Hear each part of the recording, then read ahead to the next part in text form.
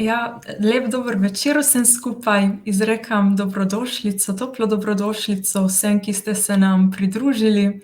Vabljeni na današnji večerni klepet z Javorjem Škerl Vogelnikom. Govorili bomo o nenasilni komunikaciji do iskrenih in spoštljivih odnosov. Zares se veselim današnjega mini dogodka, ki smo ga tik pred zdajci ustvarili, kajti Javorja že poznamo, bil je že naš predavatelj. Pred skorajda 3 leti nas je obiskal in smo ga gostili na predavanju Nenasilno komuniciranje.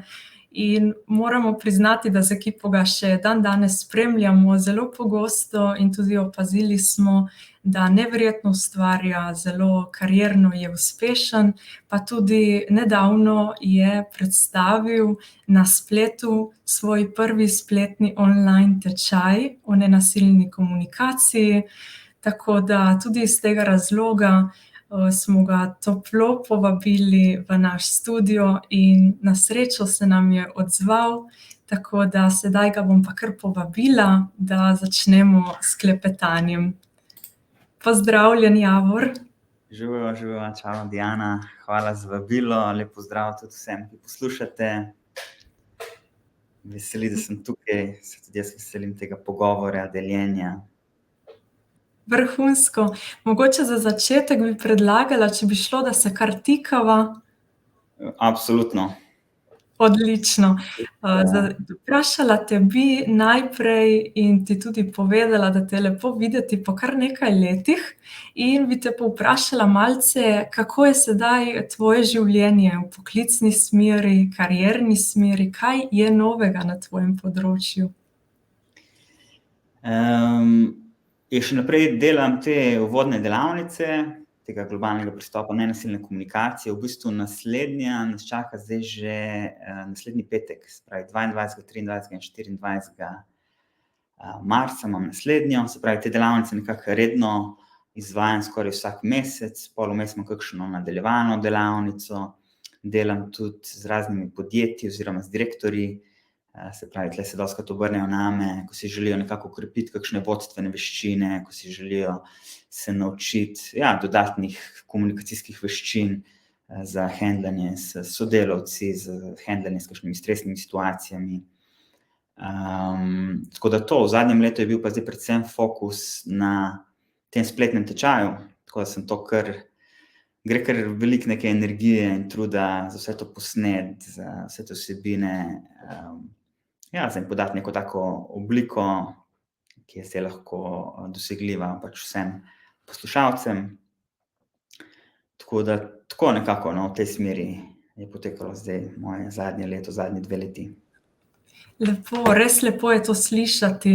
Nas vse skupaj z ekipo veseli, da se lepo napreduje tudi na tej poti. Nenasilna komunikacija je tudi zelo pomemben člen vsakdanjika, vsakega posameznika. Res je neizogibno komunicirati. Komunikacija poteka res vsak dan in je neizogiben člen življenj. Tako da, glede nenasilne komunikacije bi te najprej povprašala, glede na to, da temelji na vzpostavljanju kvalitete stika med ljudmi na način, da so lahko potrebe vseh vpletenih v čim večji meri upoštevane. Pri tem stavku in opredelitvi nenasilne komunikacije, kaj so pravzaprav potrebe?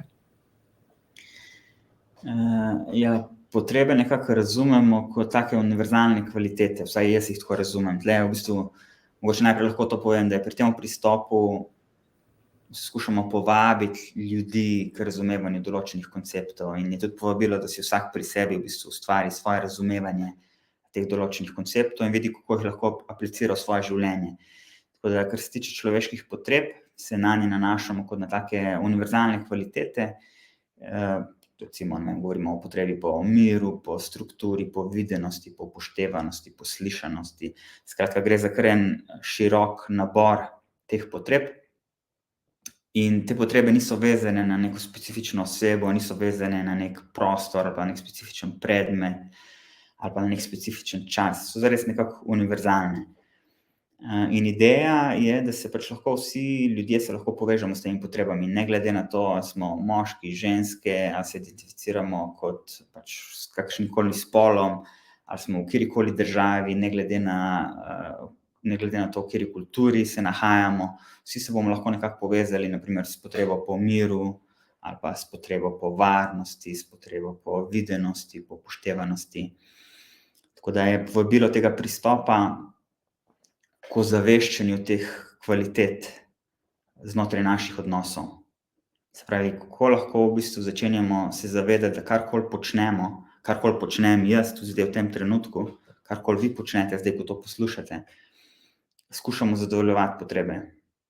In kako lahko v bistvu več pozornosti na to, katere potrebe vznikajo v prostoru nekega dialoga, ali pa recimo, katere potrebe so pogrešane v prostoru nekega konflikta med ljudmi. Hvala lepa za obrazložitev. Zdaj je zelo lažje razumeti, na kaj se nanašajo same potrebe.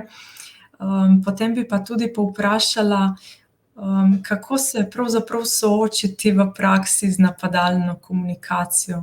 Ali pa to, da je uporaba ali zloraba moči v odnosih. Zdaj, kar se tiče te napadalne komunikacije, pač to, kar mi poznamo kot napadalna komunikacija, obstaja, dokler poslušamo na nivoju besed. Se pravi, dokler v bistvu se še nismo naučili ali pa še nismo slišali sploh za veščine tega empatičnega poslušanja. Ker dokler jaz poslušam na nivoju besed, ta napadalna oziroma žaljiva komunikacija definitivno obstaja.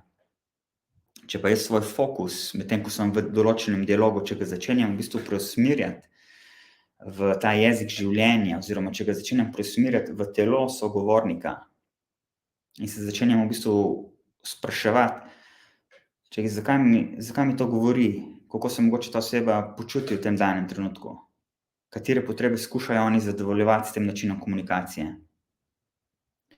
Potem bom v bistvu hitro ugotovil, da je ta napadalna komunikacija nek totalno tragičen poskus, s katerim skuša ta oseba zadovoljiti eno ali pa več izmed svojih potreb. Se pravi, ta oseba, ki se izraža napadalno, to je recimo z nekimi grožnjami, obsodbami, z nekim diagnosticiranjem recimo, so zelo verjetno izgubili stik s sabo. So izgubili stik s sabo, ne znajo, niso sposobni takrat zaobjeti in prevzeti odgovornosti za ta čustveni naboj, ki se je v njih nabral, niso sposobni v tistem momentu se povezati s svojimi potrebami in zaradi te magnitude tega čustvenega naboja se potem v bistvu začenjajo izražati na tak način. Tako da napadalna komunikacija kot taka preneha obstajati, ko se naučimo v bistvu tega dvojnega fokusa poslušanja. Tukaj bi mogoče še poudaril, da je pomembno, mislim, da se tle nanašam na komunikacijo med dvemi odraslimi osebami.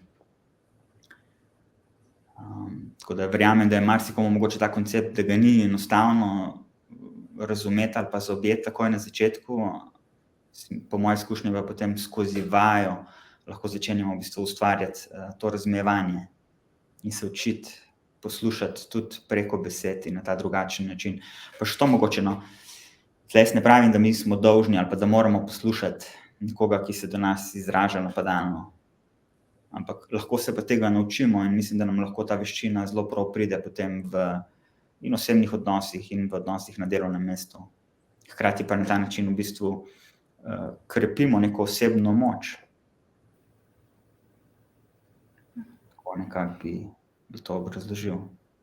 Ja, sliši se, kot da je ta pristop zelo uporaben, tako doma kot v poslovnem svetu, na poslovnem področju, služba, vsekakor, in tudi med prijatelji, med bližnjimi. Zelo je vsestranski pristop. Bi me pa tudi zanimalo pri tej uporabi, zlorabi moči v odnosih, verjetno tudi prihaja do težave, kako lahko mi postavimo meje v tej komunikaciji, do katere točke se lahko sogovorec spusti, kako blizu mu lahko pustimo priti. Zdaj, kar se tiče uporabe ali pa zlorabe moči, se mi zdi zanimivo, oziroma eno tako osnovno povabilo, zavedanja teh vzorcev uporabe moči.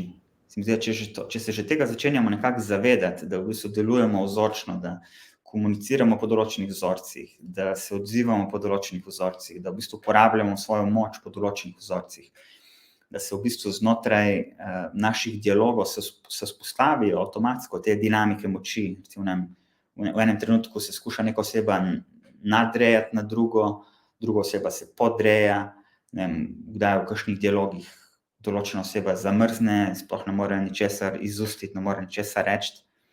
In to so neke take osnovne dinamike moči, ki jih poznamo v komunikaciji. Se pravi, ta boj za nadvladovanje, za premoč, za nadmoč, potem to podrejanje, beg oziroma umik in pa ta zamrznitev.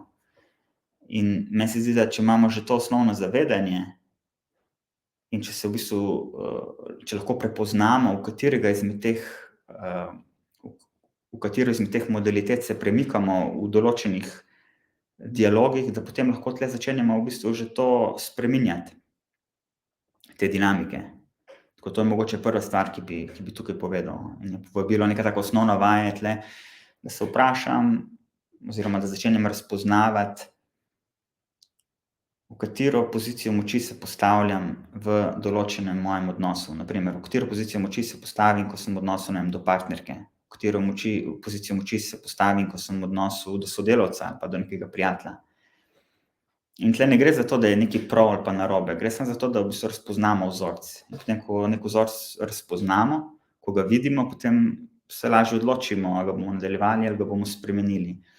Medtem ko tle povabilo pri nenasilni komunikaciji pa je ohranjanje te radovednosti, da ohranjamo neko naravnanost radovednosti. Tako da, kar se tiče postavljanja mej, bi rekel, da je to neka taka prva ali pa ena izmed stvari, na kateri lahko začnemo delati. Potem je pa tudi to ključno razlikovanje, da znamo razlikovati med triggerjem in vzrokom, to, da se zavemo, da ko nas neka oseba obtožuje ali pa žali, da v bistvu ne govori zares o nas, da druge osebe so lahko sprožilci, ne morejo biti pa vzrok za to, kako se mi počutimo. To je pa recimo nek drug nivo postavljanja mej. In bolj ali manj se to dogaja pač v tišini, to je neko naše notranje delo. In pa potem recimo naslednji korak bi bil pa, da se učimo izražati. Se pravi, da ko bomo enkrat prevzamemo odgovornost za svoje občutke, nas te občutke lahko vodijo do naših potreb. Bolj, ko sem v stiku s svojimi potrebami, bolj, ko jih razpoznavam, kaj so zares moje potrebe v določenem odnosu, lažje potem jih v bistvu tudi vokaliziram in izrazim v tem konkretnem odnosu. In s tem, ko se izražam, na ta način tudi postavljam mejo oziroma vabim drugo osebo, da prisluhne mojim potrebam, vabim drugo osebo, da v bistvu ozavesti, da imam jaz tudi neke svoje potrebe, da jih nimajo samo oni. Tako recimo na kratko bi to razložil. Ja, super povedano. Sedaj, ko sva se dotaknila večkrat že potreb, bi pa še vprašala, te potrebe osebne so tudi povezane pravzaprav z našimi čustvi, z našimi občutki, če prav razumem. Ja, tle je taka, meni se zdi zelo taka uporabna, povratna zanka uporabe občutkov in čustev. Se pravi, če neka moja potreba ni zadovoljena, recimo, potreba po miru ali pa poslušanosti, se bo v mojem telesu sprožil določen spekter občutkov. Se pravi, če moja potreba po videnosti oziroma poslušanosti, po miru ni zadovoljena, bom mogoče čutil neko tesnobo, frustracijo, mogoče jezo. Če so pa moje potrebe zadovoljene, se bo pa moje telo odzvalo z nekim drugačnim spektrom občutkov. Se pravi, če bo moja potreba po slišanosti zadovoljena, bom jaz čutil mogoče neko, navdahnjenost, neko pretočnost, spokoj, neko radost, recimo veselje, sproščenost. Tako da so nam lahko v bistvu občutki, so nam lahko v pomoč, v podporo občutki niso neko nujno zlo ali pa nekaj, česar bi se mogli izogibati, ampak lahko v bistvu s tem, ko se povezujemo s temi čustvi oziroma s temi občutki, nam lahko pomagajo, so kot neki taki kazalci, ki kažejo do naših zadovoljenih ali pa nezadovoljenih potreb. Tule se mi zdi taka zelo zanimiva povezava, ne. Medtem ko zdaj standardni način komunikacije ponavadi poteka tako, da se sploh ne zavedamo ne občutkov, ne potreb. Poteka dokaj avtomatsko, sploh se ne spuščamo iz glave nižje v telo, si ne dovolimo nekako čutiti. Tule nenasilna komunikacija nas pa vabi v ta prostor občutkov in potreb, nas vabi v razpoznavanje tega jezika življenja. In potem iz tega prostora lahko komuniciramo. In zakaj smo lahko dostikrat bolj uspešni, ne pravim, da bomo vedno, zakaj dostikrat lažje vzpostavimo stik, ko komuniciramo iz prostora naših potreb, je to zaradi tega, ker so te potrebe, tako kot smo na začetku povedali, univerzalne kvalitete, ker se bo druga oseba tudi lahko povezala s temi potrebami. Ja, zdi se, da moramo biti pozorni na lastne potrebe, si jih zadovoljevati, da je naše življenje boljše, pa tudi ko imamo mi zadovoljene potrebe, se zdi, da lahko šele takrat vzpostavimo iskrene, srčne, odprte odnose z drugimi. Bi pa še omenila, zanimivo mi je bilo med klepetom s tabo tudi pomisliti, da na koncu koncev ne samo, da komuniciramo z drugimi, temveč tudi sami s seboj. Lahko tudi se odzivamo na različne misli, razmišljanja tekom dneva. In me zanima, ali nenasilna komunikacija in ta pristop, tudi lahko uporabimo kot mi sami zase, ko na primer imamo negativne misli. Ali si lahko s tem pristopom pravzaprav pomagamo, kako se odzovemo na različne misli? Ja, zdaj, tule govorimo pač o teh dveh jezikih, eno je ta žirafi, drugo je ta šakali, ne. In zdaj po ta šakali jezik spadajo, gre za jezik, ne. Šakali jezik je sestavljen iz elementov, kot so, ne vem, obtoževanje, diagnosticiranje, grožnje, zahteve in evalvacije recimo tudi, ne. In na tak način lahko mi komuniciramo navzven z drugimi ljudmi, dostikrat pa komuniciramo tudi navznoter, ker smo pač sprogramirani s tem jezikom. Ta jezik pač obstaja že 5-10 tisoč let, že kar nekaj časa je prisoten pač na tem planetu in smo mi bolj ali manj vsi vzgojeni in rojeni v ta jezik in ga ves čas uporabljamo in ga sploh ne preoprašujemo. In v bistvu zelo močno vpliva ta program tega jezika na naš način razmišljanja. In zdaj, ko se pojavijo take misli v smislu, da se obtožujemo, se obtožujem, se bičam, se ukrivljam, ne vem, koliko sem zanič trener, koliko sem slaba mama, foter, koliko sem beden partner, kako sem slabo izpeljal določeno nalogo, recimo. Nima veze, kakšna je situacija. Verjamem, da se lahko marsikdo izmed vas s tem poveže. Je povabilo, da začenjamo v bistvu vnašati zavedanje v ta miselni tok.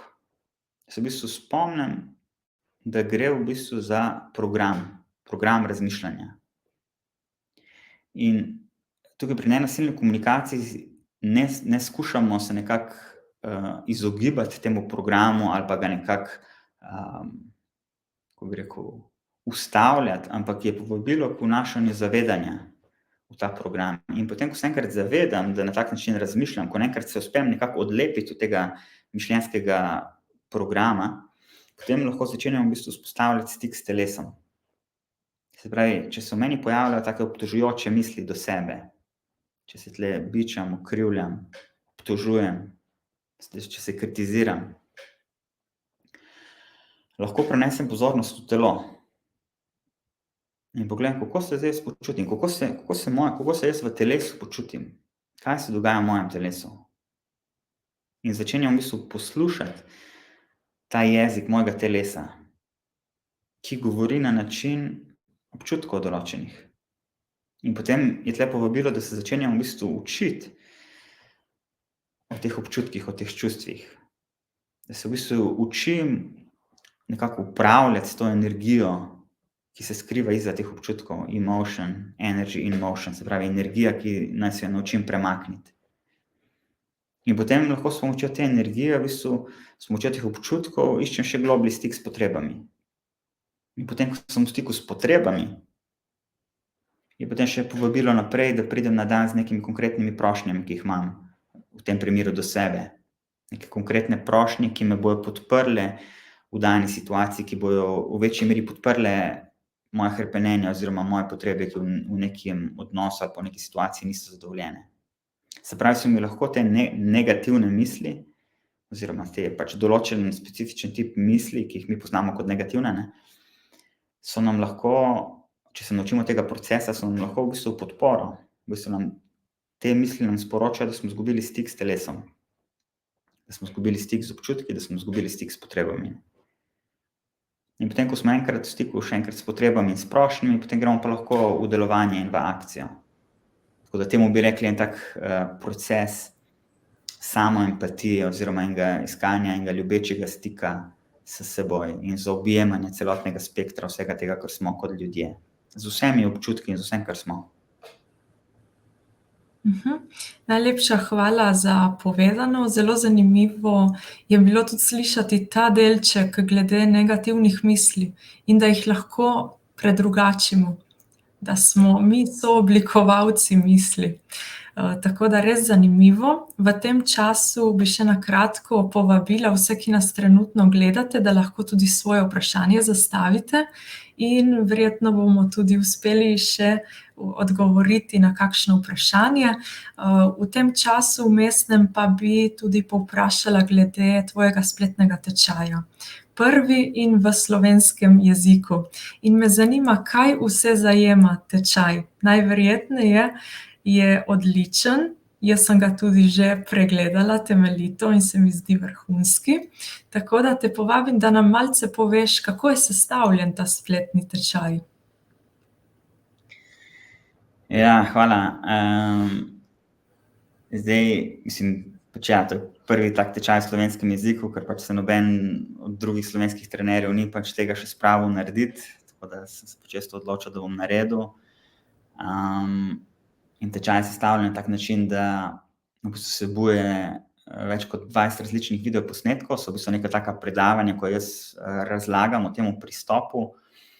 Videoposnetke imajo dostikrat zraven tudi taka priložena PDF gradiva in taki delovni listi so zraven, s katerimi si lahko potem pomagate, da lažje razumete to snov. Poleg teh videogradiv sem pol v bistvu spisal še tekste, tako da lahko in pogledate, vidite in preberete tekste, da dobite nekako neko globlje razumevanje tega celotnega globalnega pristopa. Potem je pa še več kot, mislim, da 15 različnih vaj, ki jih lahko v bistvu izvedete, bodisi sami ali pa v paru z drugo osebo. Določene vaje so samo v pisni obliki, si jih pač sam preberete in potem naredite to vajo.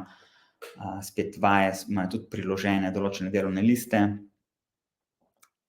Druge vaje so pa narejene na tak način, da jih najprej demonstriram, pač neko izvedbo, si pomagam pač s tem, da smo take lutke, ne, in potem v bistvu demonstriram, kako lahko nek dialog poteka, kako bi se recimo odzvali na nek standarden način, na nek šakali način, kako lahko potem se odzovemo s pomočjo veščin te nenasilne komunikacije, se pravi, predlagam tle neke te alternativne odzive. In potem je seveda povabilo, da tudi udeleženci vaje sami izvajate, se pravi, bodisi sami, bodisi še z neko drugo osebo in na tak način potem lahko krepite vse te veščine. Hvala.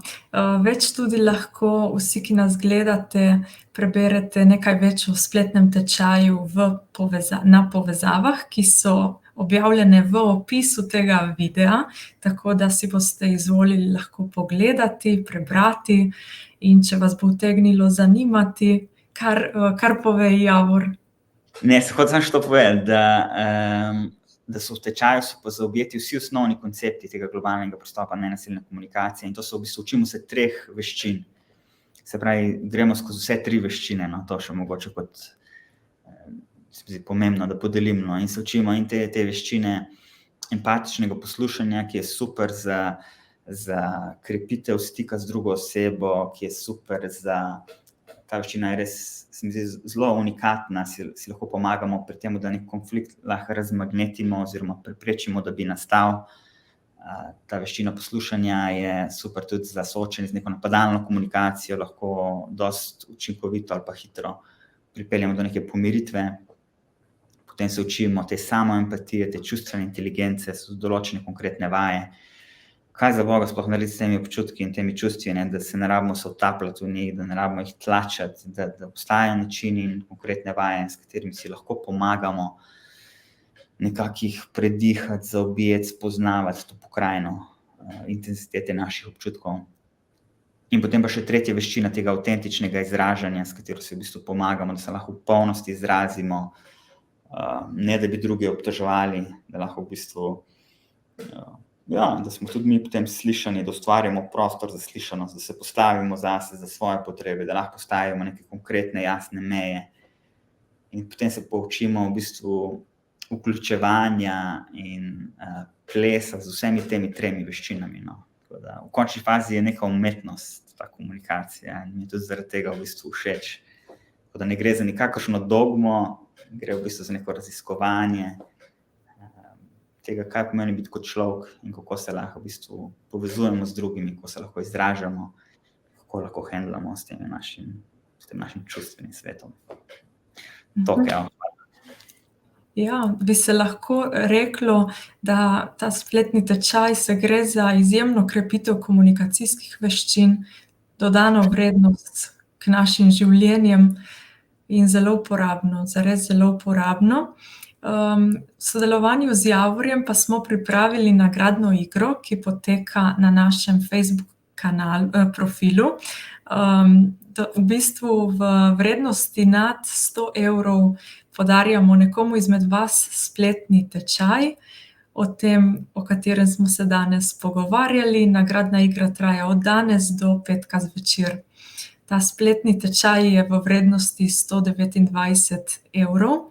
Vkolikor pa ste zainteresirani, da bi se mu priključili in se naročili na tečaj, je cena tudi za uporabnike pozitivne psihologije za boljše življenje zelo bolj dostopna in dosegljiva po ceni 67 €, a ne? Tako je. Odlično. Zajema zares veliko tale tečaj, tako da tudi vabljeni k nagradni igri. Morda boste vi srečni izžrebanec ali izžrebanka, ki boste prejeli to nagrado in lahko potem tečaj kjerkoli in kadarkoli na lokaciji, ki vam je najljubša, pravzaprav se učite in učite komunikacijskih veščin.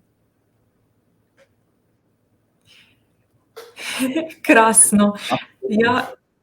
Javor, res bi se ti zahvalila, ker si se oglasil pri nas. Super je bilo slišati nekaj več o komunikaciji, tako da ti želim veliko sreče še naprej, veliko kariernih priložnosti in veliko odličnih delavnic, projektov in vse dobro. Hvala tebi za povabilo, hvala tebi za gostoljubje, za vsa vprašanja in hvala vsem gledalcem in gledalkam. Odlično. Lepo se imej in lep večer še naprej. Hvala enako. Tako, zdaj pa še vas pozdravljam, gledalci. Hvala, ker ste se nam pridružili. Sedaj je sicer pozitivna psihologija za boljše življenje na čisto krajšem premoru, a obljubimo, da v tej sezoni nas čaka še en malo bolj konkretnejši spletni dogodek.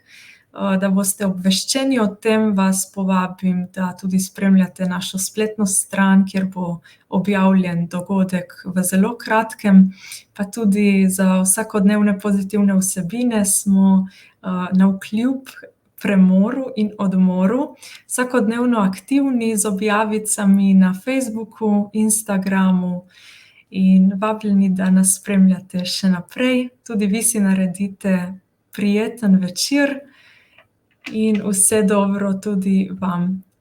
Nasvidenje.